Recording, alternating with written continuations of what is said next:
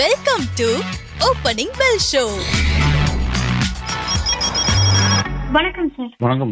வெள்ளிக்கிழமை என்எஸ்சி 50.90 புள்ளிகள் ஏற்றத்திலும் பிஎஸ்சி 7.20 புள்ளிகள் இறக்கத்திலும் முடிஞ்சிருந்துச்சு. சனிக்கிழமை இந்தியா யூஎஸ் டீலோட இன்டரிம் ரிப்போர்ட் வெளிவந்திருந்துச்சு. அது இன்னையோட சந்தைக்கு ஹெல்ப் பண்ணுங்களா சார்? இன்னைக்கு சந்தை எப்படிங்க சார் இருக்கும்? ட்ரேட் டீல் வந்த அன்னைக்கு, அதாவது ஒரு இந்தியா யூஎஸ் ஒப்பந்தம் அனௌன்ஸ் பண்ண அன்னைக்கு நம்ம ஒரு ஏற்றத்தை பார்த்தோம், ஒரு கேப் அப் ஓப்பனிங் இதெல்லாம் பார்த்தோம். ஆனா அதே நாளே நமக்கு ஒரு இறக்கம் சந்தித்ததை நம்ம பார்த்தோம். அப்போ நம்ம என்ன நினைச்சோம், சரி இது ஃபைனல் பாயிண்ட்ஸ் ஆஃப் அக்ரிமெண்ட் என்னன்னு தெரியல, இல்ல ஷார்ப்பான ஒரு ப்ராஃபிட் டேக்கிங் பவுட், ஏன்னா அந்த உச்சத்தை சஸ்டெயின் பண்ண முடியல அப்படின்னு we were awaiting the interim details of the trade agreement அப்படின்னு நம்ம நினைச்சிருந்தோம். பட் அதை தொடர்ந்து ஒரு 3-4 நாளாக லோவர் ஹைஸ் லோவர் லோஸ் தான் ஃபார்மேஷன் நமக்கு. ஸோ சந்தையின் உச்சம் பார்த்தீங்கன்னா we were not able to go back அந்த பழைய 26,000 26,300 புள்ளிகளுக்கெல்லாம் போவே நம்மளால முடியவில்லை. இன்ஃபேக்ட் அந்த லெவல்ஸ்லாம் வரும்போது நம்ம ஒரு ஷார்ப் ப்ராஃபிட் டேக்கிங் பவுட் சந்தித்து பார்த்தோம். இன்ஃபேக்ட் தொடர்ச்சியாக அந்த டாரிஃப் அந்த அனௌன்ஸ்மெண்ட் முடிஞ்சு 3 நாட்களுக்கு நம்ம பார்த்தீங்கன்னா லோவர் ஹைஸ் லோவர் லோஸ் தான் ஃபார்ம் ஆகுது. அதோட ஒரு ஹையர் க்ளோசிங் அப்படின்றத நமக்கு ஒரு ஃபேவரபுளான க்ளோசிங் அவ்வளோதான் நம்ம சொல்ல முடியும். வெள்ளிக்கிழமை வந்து கொஞ்சம் ஃபேவரபுளான ஒரு க்ளோசிங் கிடைச்சிருக்கு, அவ்வளோதான் அப்படின்றத ஒரு எதிர்பார்ப்பு. அன்னையோட லோ பார்த்தீங்கன்னா இன்ஃபேக்ட் நம்ம 25,491 புள்ளிகள். So we are almost covering the gap. அந்த டாரிஃப் அன்னைக்கு வந்த கேப் அப்ப அது தொடர்ந்து 3 நாளாக ஸ்லோவா இறக்கத்திலே சந்தித்து அந்த கேப்பை க்ளோஸ் பண்றதாக நம்ம பார்க்கிறோம். சரி, இப்போ நீங்க கேட்டது இந்த இன்டரிம் அக்ரிமெண்டோட ஃப்ரேம் ஒர்க் நமக்கு தெரிஞ்சதுனால சந்தைக்கு ஒரு பாசிட்டிவா. சரி, ஃபைனல் டீடைல்ஸ் என்னன்றது நமக்கு தெரிய வந்திருக்கிறது. ஸோ இதுதான் ஃப்ரேம் ஒர்க்ன்றது. பட் இந்த ஃப்ரேம் ஒர்க் ஒரு புறம் சரி, நம்ம இதுதான் ஸ்ட்ரக்சர் அப்படின்னு தெரிஞ்சாலும் முக்கியமான கேள்விக்குறி என்னவா இருக்கிறதுனா நம்ம நினைக்கிறது, இந்த ட்ரேட் டீல்ல நமக்கு அடுத்த 5 வருஷத்துல நம்ம ஒரு $500 பில்லியன் ட்ரேட் மீன்ஸ் இம்போர்ட்ஸ் செய்யக்கூடிய ஒரு கட்டாயம் இருக்கிறது. $500 பில்லியன். நம்ம ஒரு வருஷம் நம்ம எக்ஸ்போர்ட் பண்ணக்கூடியது, யூஎஸ்க்கு எக்ஸ்போர்ட் பண்ணக்கூடியது மேக்சிமமே பார்த்தீங்கன்னா ஒரு 65 பில்லியன் அப்படின்றது ஒரு மேக்ஸ். இம்போர்ட் பண்ணக்கூடியது ஒரு 40 பில்லியன் 45 பில்லியன் அப்படின்றத இது வரைக்கும் பண்ணிருக்கக்கூடியது. ஸோ திடீரென்று அடுத்த 5 வருஷத்துக்கு நீங்க $500 பில்லியன் ப்ராடக்ட் வாங்கணும்னா ஒரு வருஷத்துக்கு ஆவரேஜா $100 பில்லியன் நீங்க இம்போர்ட் பண்ணணும். $100 பில்லியன். ஸோ இந்த மாதிரி $100 பில்லியன் நமக்கு பெரிய அளவில் தரக்கூடிய அந்த ஒப்பந்தத்தில் இருக்கக்கூடிய ஒரு கிளாஸ், அது ஒரு கிளாஸ் ஆஃப் தி அக்ரிமெண்ட் அப்படின்றது நம்ம சொல்லிக்கணும். ஸோ ஒரு $500 பில்லியன். ஸோ ஆவரேஜா அடுத்த ஒவ்வொரு வருஷத்துக்குமே ஒரு $100 பில்லியன் நீங்க இம்போர்ட் பண்ணணும். நம்ம கடந்த 5 வருஷத்துல இல்ல 3 வருஷத்துல 4 வருஷத்துல இருக்கக்கூடிய டேட்டா எடுத்து மொத்தமா பார்த்தாலுமே இம்போர்ட் பண்ணக்கூடிய அமௌண்ட் டோட்டலா ஒரு 150 பில்லியன் கூட தாண்டாது கடந்த 3 வருஷத்துல. So which means our average is only close to about $45-50 billion. இப்போ இது ரெட்டிப்பாக நீங்க இமீடியட்டாக நீங்க ரெட்டிப்பாக ஒவ்வொரு வருஷத்துலயும் நீங்க அந்த ஆவரேஜ் மெயின்டைன் பண்றதுக்கான கூடுதலான இம்போர்ட்ஸ் நம்ம எங்கேருந்து பண்ண போறோம்? ஸோ எனர்ஜி ப்ராடக்ட்ஸ் பண்ண போறோமா, இல்லை எவ்வளோ வால்யூம் ஆஃப் எனர்ஜி ஹையர் டாரிஃப்ல வாங்க போறோம், இல்லை டிஃபென்ஸ் பார்ட்ஸ் வாங்க போறோமா, இல்லை எந்த பார்ட்ஸ் வாங்கினால், இல்லை எந்த விதமான பொருட்கள் நம்ம இம்போர்ட் செய்தால் அந்த $100 பில்லியன் கமிட்மெண்ட் நம்மளால அச்சீவ் பண்ண முடியும் என்பதுதான் இப்போதைக்கு கேள்வி. ஃப்ரேம் ஒர்க் ஓகே, ரிஃபைன்ட் லெதருக்கு இவ்வளோ குறைஞ்சிருக்கு, அக்ரிகல்ச்சர் ப்ராடக்ட்ஸ் சேஃப்கார்ட் பண்ணியிருக்கோம், சோயாபீன் வருது, இதெல்லாம் நான் ஒத்துக்கிறேன். All this is very good. But at the end of the day இதோட கண்டிஷன், இந்த கண்டிஷன் ஏன் இவ்வளோ நமக்கு கிரிட்டிக்கலாக இருக்குன்னா, இப்போ சமீபத்தில் சவுத் கொரியா கூட யூஎஸ் போட்ட அந்த ஒப்பந்தம் குறைஞ்ச டாரிஃப்ல இருந்தது. பட் திடீரென்று அவர் அந்த பார்லிமெண்ட் ராட்டிஃபை பண்ணார். சவுத் கொரியன் பார்லிமெண்ட் கூடிய காலம் எடுத்து அதிக காலம் எடுத்து அந்த ட்ரேட் டீலை ராட்டிஃபை பண்ண ஒரு கட்டாயம் ஏற்பட்ட ஒரு சூழல்ல ட்ரம்ப் என்ன சொன்னார்னா, நீங்க நாங்கள் சொன்ன குறிப்பிட்ட காலகட்டத்தில் நீங்க அதை ராட்டிஃபை பண்ணல, அதனால உங்க டாரிஃப் 15%-இருந்து 25% உடனடிக்கு நான் மாற்ற போகிறேன் அப்படின்றாரு அவரு. ஸோ இந்த சிக்கிள் மைண்டட்னஸ், அதாவது திடீரென்று இப்போ நம்ம $100 பில்லியன் அடுத்த இந்த ஒரு வருஷத்துல நம்ம ஆவரேஜா பண்ணவில்லை அப்படின்றார் இவர். It is possible that anything can happen to this trade agreement. இதுதான் பெர்மனன்சி அப்படின்னு நினைச்சு நம்ம சந்தோஷப்படக்கூடாது. இதோட முக்கிய கிளாஸ் மீதி எல்லாம் டாரிஃப் குறைஞ்சி ஹார்லி டேவிட்சன் பைக் வருதோ இல்லை மற்ற ப்ராடக்ட்ஸ் குறைஞ்ச டாரிஃப்ல நம்ம நாட்டுக்குள்ள வருதோ, இது எல்லாமே ஒரு புறம் இருந்தாலும் இது வந்து ஒரு ரொம்ப முக்கியமான ஒரு கிளாஸ். $100 பில்லியன் ஆவரேஜா பண்ணோம், $500 பில்லியன் 5 இயர்ஸ்ல. அது ஒரு லம்சமா பண்றீங்களா இல்ல 5 வருஷத்துல ஆவரேஜ் எடுத்து பண்ணீங்களா? பட் டோட்டல் வந்து 500 பில். இது எப்படி பண்ண போறோன்றது ஒரு ஃப்ரேம் ஒர்க் நமக்கு இன்னும் தெரியவில்லை. இது எப்படி அச்சீவ் பண்ண போறோம்? நீங்க எவ்வளவு கச்சா எண்ணெய் இல்ல எவ்வளவு எனர்ஜி ப்ராடக்ட்ஸ் வந்து நம்ம இம்போர்ட் பண்ணலாம். That means higher cost products வந்து அங்கேருந்து இம்போர்ட் பண்ணோம் அப்படின்ற ஒரு நோக்கம் அந்த ட்ரேட் டீலுக்கு இருக்கிறது அப்படின்றது. இது நாட் ஜஸ்ட் அபவுட் நம்ம ப்ராடக்ட்ஸ் அங்கே ஓப்பன் பண்றது, அங்கே இருக்கிற ப்ராடக்ட்ஸ் இங்கே 0 இல்லை குறைஞ்ச டாரிஃப்ல நம்ம ஊர்ல வருது. இது எல்லாமே சரி. எண்ட் ஆஃப் த டே இது எப்படி அச்சீவ் பண்ண போறோம்? So there is a little long shadow that is hanging. இந்த ட்ரேட் டீல் ஒப்பந்தங்கள் மீது ஒரு ஷேடோ இருக்கிறது. இது வந்து சந்தைக்கு வந்து டெஃபினட்டாக ஒரு மெஷரிங் பாயிண்டாக, பெயின் பாயிண்டாக இருக்க போகுது அப்படின்றத எனக்கு ஒரு ஐ ஹாவ் அ ஃபீலிங். ஏன்னா ட்ரம்ப்போட ஃபிகிள் மைண்டட்னஸ் வந்து அப்படிதான் இருக்கும். ஏன்னா ஆல்ரெடி சவுத் கொரியா உதாரணத்தை நான் சொன்னேன். ஸோ அதனால நமக்கும் இந்த மாதிரி இது செய்ய மாட்டார்ன்ற உறுதியெல்லாம் இந்த ட்ரேட் டீல்ல கிடையாது. So we have to be careful. ரெண்டாவது, இது எந்த விதமான ப்ராடக்ட்ஸ் நம்ம இவ்வளோ வால்யூமுக்கான கமிட்மெண்ட் அச்சீவ் பண்றதுக்கு எப்படி செய்ய போகிறோம், இது எல்லாமே வந்து ஒரு பெரிய கேள்விக்குறியா இருக்கு. ஸோ வைல் அந்த ஃப்ரேம் ஒர்க் தெரிஞ்சதுனால ஓரளவுக்கு ஒரு சிறிய சந்தோஷம் இருந்தாலும் the overhang of this long shadow of $100 billion definitely கொஞ்சம் மார்க்கெட் மேல வெயின் ஆகும். But we have to wait and watch. இப்போ கையில இருக்கக்கூடியது அந்த சந்தோஷம் தரக்கூடிய அந்த இன்டரிம் அக்ரிமெண்ட். அதனால ஒரு சிறிய பவுன்ஸ் பேக் கிடைக்கின்ற வாய்ப்பு இருக்கிறது. ஸோ அப்படி பார்க்க போகல நம்ம வந்து 25,500 450 to 25,500 நம்ம குரூசியலான சப்போர்ட். அப்பர் சைட்ல வந்து 25,800 25,880 அது வந்து ஒரு ரெசிஸ்டன்ஸ் லெவலாக வைத்து 26,000 புள்ளிகள் மறுபடியும் தாண்டும் பட்சத்தில் மட்டுமே அந்த ஒரு ஏர்முகமாக இருக்கக்கூடிய சந்தையாக இருக்கும் அப்படின்றத நம்ம தெரிஞ்சு கொள்ள வேண்டும். அது வரைக்கும் இந்த ரேஞ்சில் கன்சாலிடேட் ஆகக்கூடிய வாய்ப்பும், இதை தாண்டுற வரைக்கும் நம்ம வெயிட் பண்ணி confirmation of the up trend வரும்பொழுது அது ஒரு பெரிய அளவில் நமக்கு யூஃபோரிக்கா இருக்கும் என்பதுதான் என்னோட வியூ. இப்போ இருக்கக்கூடிய என்னோட வியூ இப்படியா தான் இருக்கும். நீங்க இப்ப சொல்லும் போது எனக்கு ஒரு டவுட் வருது சார். இப்ப $100 பில்லியன் நம்ம அச்சீவ் பண்ணணும்னா நம்ம மத்த நாடுகள்ல இருந்து இம்போர்ட் பண்ணிட்டு இருக்கிறத கம்மி பண்ணி நம்ம எல்லாம் இந்தியா அமெரிக்கா பக்கமே நம்ம ஃபுல்லும் போறதுக்கான வாய்ப்புகள் இருக்கா சார் இம்போர்ட்டிங்க்கு?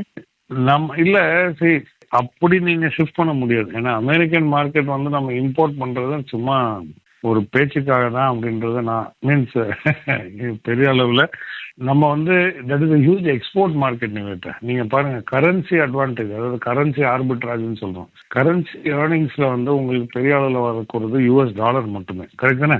நம்ம பொருட்களை எடுத்து அங்க வித்தோம்னா இப்போ ஏறக்குறைய நமக்கு ஒரு $90 $92 ஒரு டாலர் நம்ம எக்ஸ்சேஞ்ச் பார்க்கும்போது. ஸோ $1 நம்ம சம்பாதிச்சா இங்க $92 மாறுது. கரெக்டா? இந்த மாதிரி ஒரு எக்ஸ்சேஞ்ச் ஆர்பிட்ராஜ் வந்து வேற எந்த நாட்டையும் நமக்கு கிடைக்காது. ஸோ நமக்கு நம்மளுடைய நோக்கம் இந்த டாரிஃபோடைய பேக்ரவுண்டே என்ன, ட்ரம்ப் சொன்னது என்ன, நீங்க எல்லாம் எங்க நாட்டுக்கு வந்து உங்க பொருட்களை வந்து நீங்க வந்து விற்கிறீங்க, ஆனா எங்க நாட்டு பொருட்களை நீங்க வாங்கறது கிடையாது.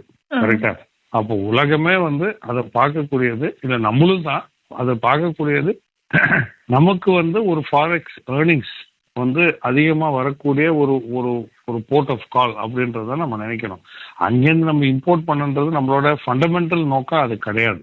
உறுதியாக நான் சொல்லுவேன். இம்போர்ட் பண்றது எப்படி? இப்போ நம்மளும் அப்படி தானே. இப்போ ஒரு மனிதன் வந்து என்ன செய்வாரு, குறைந்த விலையில எங்க கிடைக்குதோ அந்த மார்க்கெட்ல தான் நம்ம பொருள் வாங்கணும். ஹையஸ்ட் பிரைஸ் எங்க கிடைக்குதோ அங்கதான் நம்ம விற்க போகணும். ஸோ இப்போ நம்ம க்ரூடு நீங்க யோசிச்சு பாருங்க, கச்சா எண்ணெய் வந்து நமக்கு $43-45 ஒரு பீப்பான்றது ரஷ்யன் க்ரூடு நமக்கு கிடைக்கும் பொழுது வெனிசுவாலால இருந்து இவர் கஷ்டப்பட்டு ஹார்ட் க்ரூடு எல்லாம் நமக்கு ஃபோர்ஸ் பண்ணி நீங்க இங்க இருந்து வந்து சேர்றதுக்கே எத்தனை நாள் ஆகும்? அந்த டேங்கர் அங்கேருந்து இங்க வர்றதுக்கே எவ்வளவு நாள் ஆகும்? 54 days ஆகும்னு சொல்றாங்க. இது வந்து வேற பிரச்சனைகள்லாம் இல்லைன்னா இல்லையா? அது வெனிசுவேலா எங்க இருக்கு? சவுத் அமெரிக்கால இருக்கு. நம்ம எங்க இருக்கிறோம்? நார்தர்ன் ஹெமிஸ்பியர் இந்த சைட்ல இருக்கும்.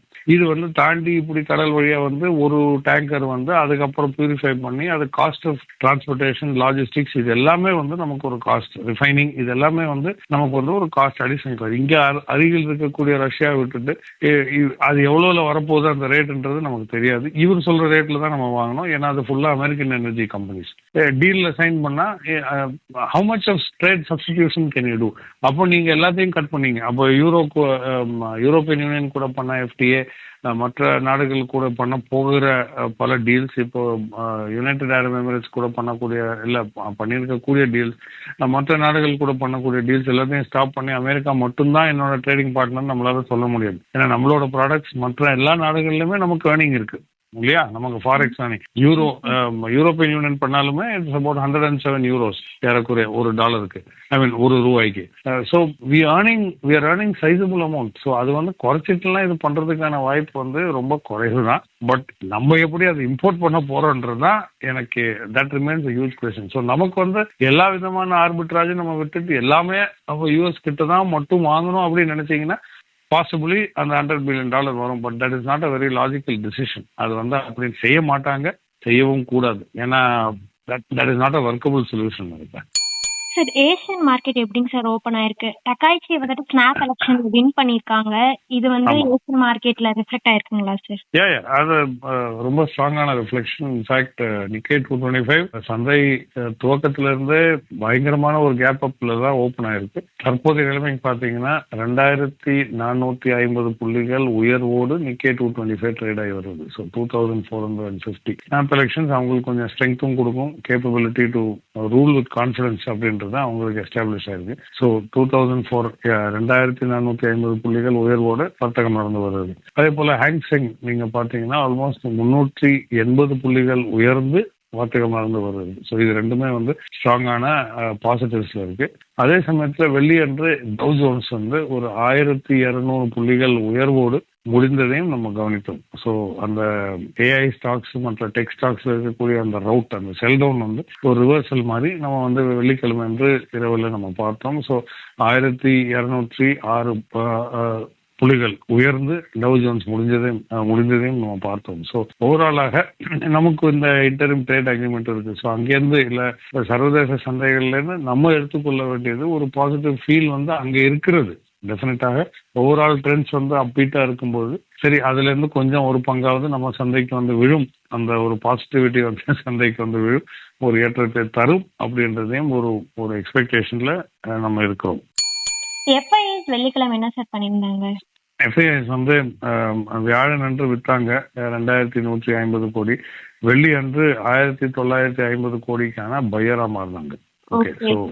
ஸோ அவங்க வந்து கடந்த ஒரு 5 நாளோட ட்ரேடிங் பேட்டர்ன் பார்த்தீங்கன்னா ஒரு 3 நாட்களுக்கு வந்து அவங்க பையரா இருந்திருக்காங்க. ஒரு 6 நாள் பேட்டர்ன் எடுத்தீங்கன்னா அதுக்கு இன்னொரு 3 நாள் வந்து அவங்க செல்லர்ஸா இருந்திருக்காங்க. ஓகே, இது ஒரு புறம். பட் இந்த சைட்ல டிஏஎஸ் பார்த்தீங்கன்னா வெள்ளி அன்று 1265 கோடிக்கான நெட் செல்லரா மாறி இருக்காங்க. ஸோ டிஏஎஸ் வந்து எதுக்கு இப்போ விற்கிறாங்க? ஒன்று ப்ராஃபிட் எடுக்கிறாங்களா, இல்லை செக்டரை ரொட்டேட் பண்ணுறாங்களா, இல்லை பட்ஜெட் ப்ளஸ் டேரிஃப்ல இருக்கக்கூடிய செக்டர் அட்ஜஸ்ட்மெண்ட்ஸ் இவங்க ரியலைன் பண்ணுறாங்களான்றது நம்மளுக்கு ஒரு கேள்வியாக இருக்கும் அப்படின்றதையும் நம்ம தெரிந்து கொள்ள வேண்டும். ஏன்னா 1200 கோடி லிக்விடிட்டி கன்சர்ன்ஸுக்காக வித்திருக்க மாட்டாங்க. But I think they're adjusting sectors or stocks, அந்த ஸ்டாக் பூல்ல வந்து அதை மாற்றி கொண்டிருக்கிறார்கள். ஸோ இன்னும் எஃப்ஐஎஸ் வந்து ஆல்டர்னேட்டிங் பேட்டர்ன் தான், அவங்க விற்ற அளவுக்கு முழுசாக இன்னும் வாங்கவில்லை. ஏன்னா வியாழன் வந்து 2150 வித்த நெட் செல்லரா இருந்த எஃப்ஐஎஸ் வந்து வெள்ளி என்று 1950.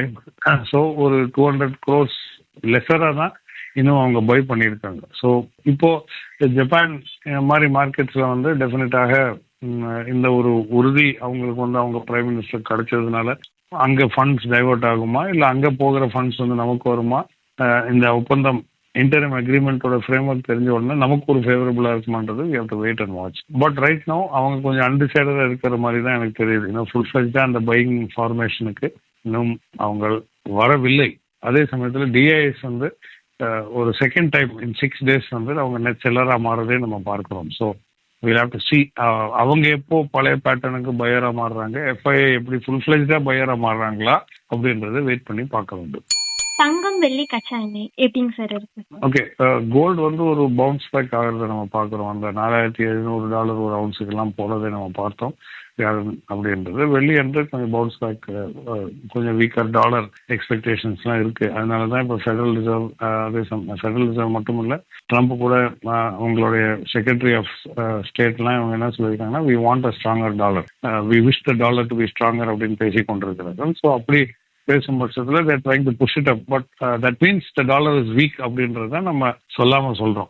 வி வாண்ட் அ ஸ்ட்ராங்கர் டாலர்னா அப்போ இப்போ வீக்காக இருக்கிறது தான் நமக்கு அர்த்தம் எடுத்துக்கணும். ஸோ அதன் பட்சத்தில் திரும்பியும் மறுபடியும் அந்த கோல்டு வந்து பழைய கேட்ஸ் ஸ்லோவாக $5,000 per ounce அந்த லெவலில் தொட்டு இப்போ சர்வதேச சந்தையில் $5,000 மேற்பட்டு ட்ரேட் ஆகிறதை நம்ம பார்க்கிறோம். அதே சமயத்தில் வெள்ளி வந்து நல்லா குறைந்திருக்கக்கூடியது வியாழன் அன்று, வெள்ளி என்றும் கூட there was a little fall. But மறுபடியும் இன்றைய தினம் வந்து இப்போ நீங்க எடுத்து பார்த்தீங்கன்னா $81 தாண்டி ஒரு அவுன்ஸுக்கான விலை தாண்டி ட்ரேட் ஆகிறதை நம்ம பார்க்கிறோம். Copper holding strong at about $5.91 per pound. So அது வந்து ஸ்டேபிளா அந்த ரேஞ்சில் தான் இருக்கிறது. அதே சமயத்தில் கச்சா எண்ணெய் வந்து ஓகே, US ஈரான் இந்த பேச்சுவார்த்தைகள் தொடர வாய்ப்புகள் இருக்கிறது, தொடர்ந்து வருகிறது அப்படின்றதையும் கச்சா எண்ணெய்க்கு ஒரு ஃபேவரபுளான அவுட்கம்னால அது வந்து ஸ்டேபிளாக அந்த $63 ஒரு பீப்பா என்ற லெவலில் ட்ரேட் ஆகி வருது. ஸோ அங்கே பீஸ் ஸ்டாக்ஸ், அதாவது US ஈரான் பேச்சுவார்த்தைகள், gold and silver because of weaker dollar being pushed up, and copper வந்து தற்போதைய நிலைமைக்கு ஸ்டடியாக இருக்கிறது.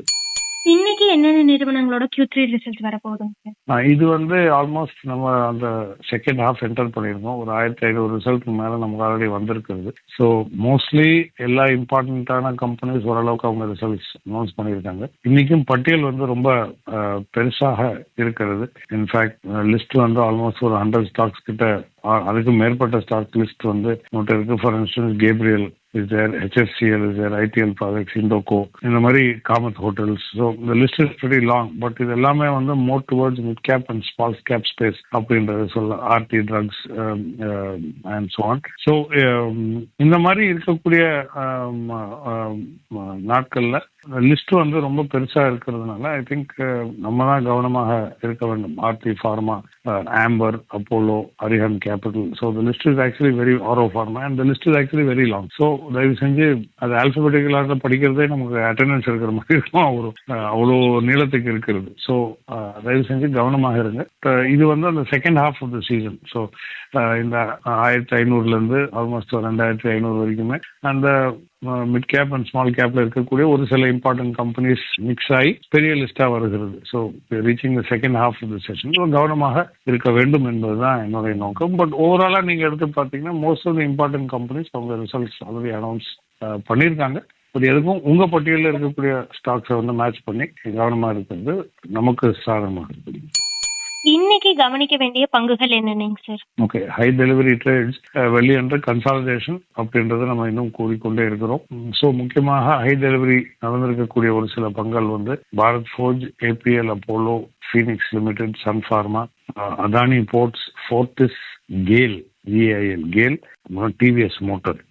லாங் பில்டப் பெரிய அளவில் நடந்திருக்கக்கூடியது ஏறக்குறைய 40 பங்குகள் கொண்ட ஒரு பட்டியல் தான் இருக்குது. ஸோ 40 ஸ்டாக்ஸ், 70, 90 எல்லாம் இருந்தது நம்ம பார்த்தோம். அது குறைந்து இப்போ 40 ஸ்டாக்ஸுக்கு வந்திருக்கோம். ஸோ அதில் நடந்திருக்கக்கூடிய ஒரு சில பங்குகள் வந்து Power India, Amber, LIC of India, Blue Star company, Muthoot Finance, Apollo Hospital, வாஷ், AU பேங்க். ஸோ இது எல்லாமே லாங் பில்டப் வந்துருக்கு. அதே போல ஷார்ட் பில்டப் அப்படின்னு பார்க்க போனால் ஒரு 80 ஸ்டாக்ஸ் கொண்ட பட்டியல். ஸோ ஷார்ட் பொசிஷன்ஸ் வந்து லாங் பில்டப்பை விட ரெட்டிப்பாக இருக்கிறது என்பது நம்ம தெரிந்து கொள்ள முடியும். So we have almost 2 times. So கேர்ஃபுல்லாக இருக்க வேண்டும். ஷார்ட் பொசிஷன்ஸ் கூடுதலாக இருக்கிறது. இதுல இருந்து மார்க்கெட் சென்டிமெண்ட் எப்படி இருக்குன்றது உங்களுக்கு தெரிய வரும். ஸோ அதில் இருக்கக்கூடிய ஒரு சில பங்குகள் வந்து Tata tech, Tata LXi, Naukri, MCX multi commodity exchange, IEX Indian energy exchange, astral pipes, Wipro, HDFC life, HCL tech.